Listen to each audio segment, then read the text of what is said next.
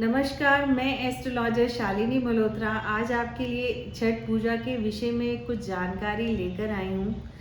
क्या है इसका महत्व, क्या है विधि, क्या है कथाएं इसके साथ जुड़ी हैं, कौन कौन सी सामग्री इस्तेमाल होती है छठ पूजा में, ये सब जानकारी आज मैं आपको देने वाली हूँ।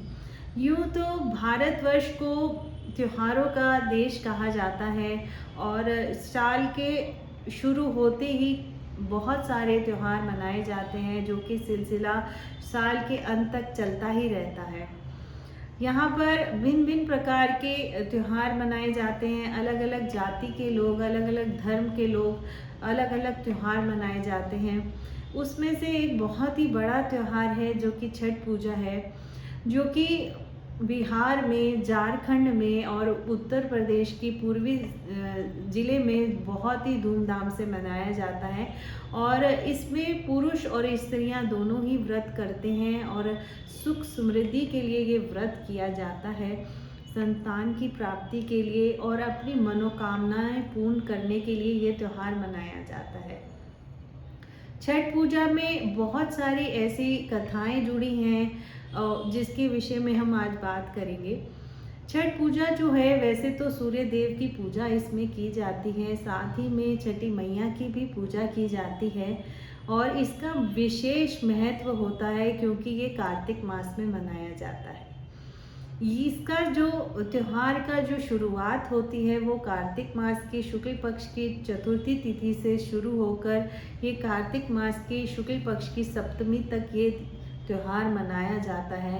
कुल 4 दिन का ये त्योहार होता है जिसमें स्त्री और पुरुष दोनों ही व्रत कर इस त्योहार को मनाते हैं। और ख़ासकर इस त्योहार में साफ सफाई का और अपने पूजा का बहुत ही ध्यान रखा जाता है। कुछ विशेष पूजा की जाती हैं जिसमें सूर्य को अर्घ देना, सूर्य अस्त के समय अर्घ देना, या जो प्रसाद की विधि होती है या प्रसाद जो होता है वो सब अलग अलग 4 दिन में किया जाता है।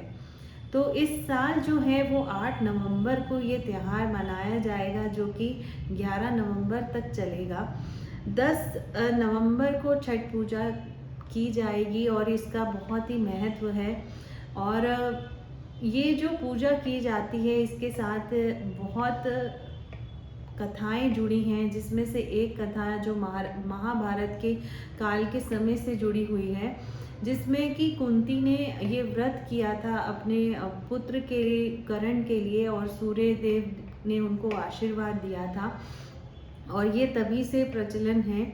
एक कथा और जुड़ी है जब द्रौपदी ने ये व्रत किया था, छठी का व्रत किया था, जब कि पांडवों ने अपना राज्य था वो खो लिया था और वो हार गए थे जुआ में। तो उसके बाद ये व्रत किया था द्रौपदी ने, और उन्हें फिर छठ पूजा कर ही उन्हें सारा राज्य मिला था।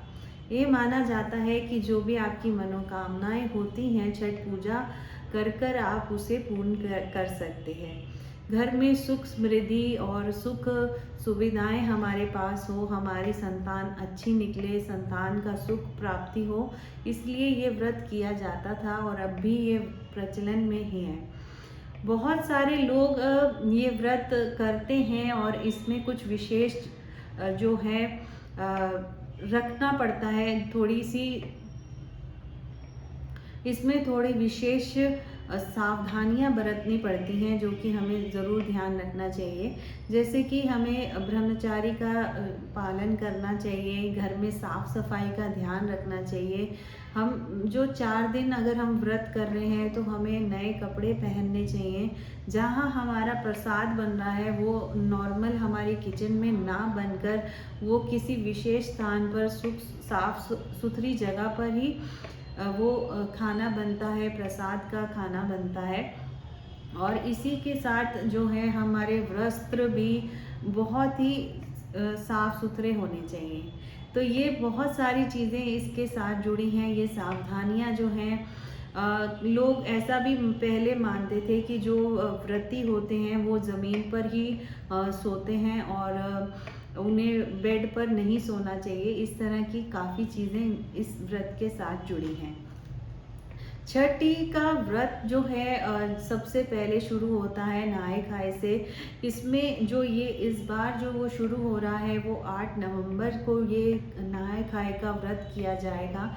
इसमें विशेष तरह का जो है पकवान बनता है, जिसमें चावल लेते हैं, लौकी की सब्जी होती है, चने की दाल होती है। कई लोग इसमें पकौड़े आलू के या बैंगन के इस तरह की चीज़ें भी बनाते हैं। तो ये विशेष एक प्रसाद होता है जो नहाए खाए वाले दिन बनाया जाता है। सबसे पहले जो है वो विशेष जो हमें ध्यान रखने की जो चीज़ होती है वो होता है कि हमें घर की साफ़ सफाई बहुत ही करनी पड़ती है, क्योंकि ये त्यौहार कार्तिक मास में है तो स्नान का भी बहुत महत्व है। तो सुबह सूर्य उदय से पहले ही स्नान करके घर की साफ़ सफाई की जाती है, और जो ये प्रसाद बनाया जाता है व्रती के लिए वो अलग ही स्थान पर बनाया जाता है। वो किचन में नहीं बनाकर एक विशेष अलग से एक चूल्हा बनाया जाता है जिसमें ये खाना पकाया जाता है। सबसे पहले ये जो खाना जो होता है वो व्रती को खिलाया जाता है, और फिर घर के लोग जो दूसरे हैं वो खाते हैं। इसमें अगर कोई व्रत नहीं भी कर रहा है तब भी घर में प्याज और लहसुन का इस्तेमाल नहीं किया जाता है। और व्रती जो होता है उसे विशेष ध्यान रखना पड़ता है। सबसे पहले क्रोध, लोभ, लालच, इस तरह की या किसी की इधर की बात उधर करना, चुगली करना, इस तरह की जो बातें रहती हैं इनको थोड़ा अवॉइड करना चाहिए, तभी व्रत का महत्व रहता है। जब हम इन चीज़ों को ध्यान में रखते हैं तभी आगे हमारी चीज़ों में हमें सफलता मिलती है, हमारी मनोकामनाएं पूर्ण होती हैं। तो 8 नवंबर को नहाए खाए के व्रत के बाद 9 नवंबर को खरना जो है वो मनाया जाता है, जिसमें विशेष जो पूजा होती है, खीर बनाई जाती है, गन्ने का रस और टोकरियाँ तैयार की जाती हैं, जिसमें जितनी मनोकामनाएं होती हैं उतनी ही टोकरियाँ ली जाती हैं। और उन टोकरियों में आपको बहुत सारी सामग्री, जिस तरह के फल होते हैं जो हमारे जो सीज़न के फल होते हैं वो लेते हैं, और गन्ने लेते हैं, इस तरह के धूप, घी का इस्तेमाल, जिसमें हम विशेष घी से बने ही चीज़ें बनाते हैं। जिसमें खीर जो कि गुड़ की खीर बनाई जाती है वो विशेष रूप से उसका एक महत्व रहता है। और गन्ने के रस डालकर भी खीर कई लोग बनाते हैं और कई लोग गुड़ डालकर ये खीर बनाई जाती है। और इसका जो महत्व है वो हमें बहुत ही अच्छा फल देने वाला होता है। तो जब हम इस तरह के व्रत करते हैं तो कुछ चीज़ों का हमें ध्यान भी रखना चाहिए, जैसे कि हमें जब भी हम इस तरह के व्रत करते हैं तो हमें संकल्प लेना बहुत ज़रूरी होता है। संकल्प हम जब लेते हैं तो हम अपना नाम, अपने पिता का नाम, अगर स्त्री है तो अपने पति का नाम और अपने गोत्र का नाम लेकर ही वो आगे, और किस लिए ये पूजा कर रहे हैं, कौन सी मनोकामनाएं आप चाहते हैं, या आपका कोई विशेष आप मनोकामना पूर्ण करना चाहते हैं, तो उसके लिए ये संकल्प लेना बहुत ज़रूरी है। तो संकल्प की विधि जैसे जल लेकर हाथ में आप अपना नाम, पिता का नाम, गोत्र और आपका जो भी स्थान है जहाँ पर आप ये व्रत कर रहे हैं वो बोलें, और साथ ही में अपनी मनोकामनाओं को बोलते हुए जल को छोड़ें, और तभी व्रत को आगे आप करें। खीर बनाने का जो है पारिवारिक सुख समृद्धि हमारे घर में आए, इसलिए ये खीर बनाई जाती है। इस दिन को हम दूसरे दिन को खरना के नाम से जानते हैं, और इस दिन खीर का ही महत्व है। जो व्रती रहता है उसे खीर खाना, और उसके बाद ही और लोगों को खीर बांटना, ब्राह्मणों को खीर बांटना, इस तरह की काफ़ी चीज़ें इसके साथ जुड़ी हैं।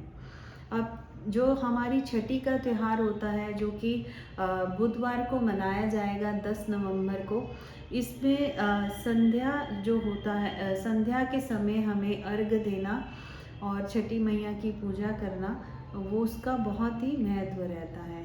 तो इसमें हम सनसेट के समय, मतलब जब सूर्य अस्त हो रहे हैं, तब उनको अर्घ देते हैं। उसमें थोड़ा सा दूध डालकर हम अर्घ देते हैं।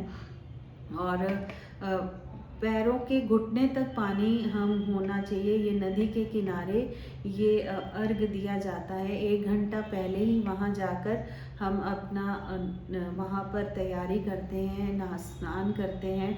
और स्त्रियां जो रहती हैं वो यहाँ से लेकर यहाँ तक सिंदूर लगा के इस व्रत को किया जाता है। इसका भी अलग महत्व है।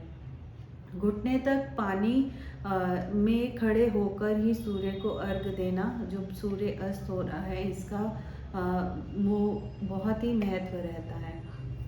इसके साथ ही हम फल और छठी मैया की पूजा, कई लोग मंत्रों द्वारा पूजा करते हैं। सबके अपने अपने रिचुअल्स होते हैं, अपने अपने घर की चीज़ें होती हैं। कि कई लोग जो वो टोकरियाँ लेते हैं, जिसे हम बांस के सूप भी बोलते हैं, उनको लेकर उसमें अन्य जो फल होते हैं, प्रसाद होता है, धूप होता है, अगरबत्ती होती है, नारियल होता है, इस तरह की, और उसे फिर पीले वस्त्र में ढककर और धूप दीप जलाकर वहाँ पर लेकर जाते हैं। और पानी में खड़े होकर सूर्य अस्त होते हुए उनको अर्घ दिया जाता है। सूर्य भगवान की पूजा करना और उनसे मनोकामनाओं की इच्छा करना, वो वहाँ पर खड़े होकर वो सभी किया जाता है। आपस में औरतें जो हैं वो एक दूसरे को प्रसाद देती हैं और आपस में काफ़ी आपस में प्रसाद देती हैं। और इस विषय में बहुत सारी चीज़ें, रिचुअल्स जुड़े हुए हैं।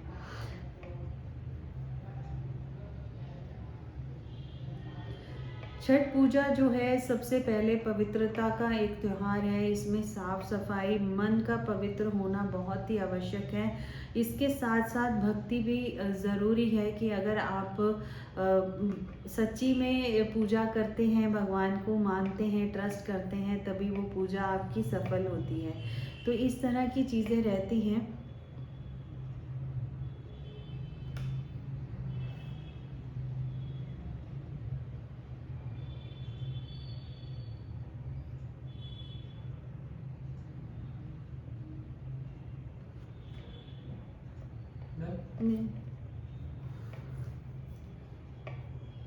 छठ पूजा की जो सामग्री रहती है वो होता है, आपको नए वस्त्र धारण करने होते हैं।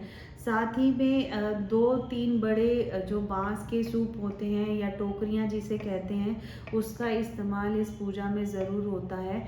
नारियल जो होता है, पानी वाला नारियल, गन्ना, लोटा, लाल फूल या सिंदूर, धूप, बड़ा नमक का पीस, चावल, इसमें सेंधा नमक ही इस्तेमाल किया जाता है।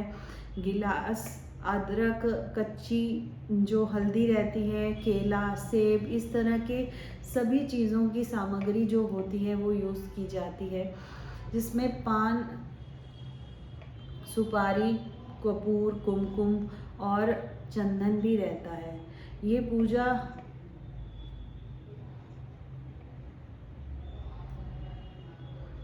पूजा जो ये छठी की पूजा जो सूर्य अस्त के समय पूजा की जाती है, उसके बाद अगले दिन सूर्य उदय के समय भी अर्घ दिया जाता है, जो कि 11 नवंबर को मनाया जाएगा। सुबह उठते ही 11 नवंबर को सूर्य उदय के समय स्नान आदि कर लोग सूर्य को अर्घ देते हैं। इसी के साथ छठ पूजा का अंतिम दिन होता है, और जो बहुत ही विशेष और बहुत ही बड़े रूप में मनाया जाता है। इस दिन इसमें जो व्रती जो होते हैं, निर्जल व्रत रखते हैं, बिना जल बिना खाने के 36 घंटे व्रत किया जाता है।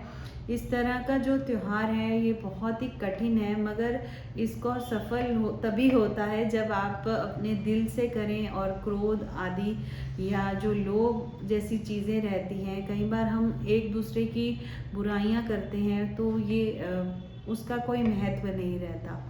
इसीलिए हमें छठ पूजा जब भी करनी चाहिए तो वो हमें मन से साफ और पवित्र होकर ही करनी चाहिए।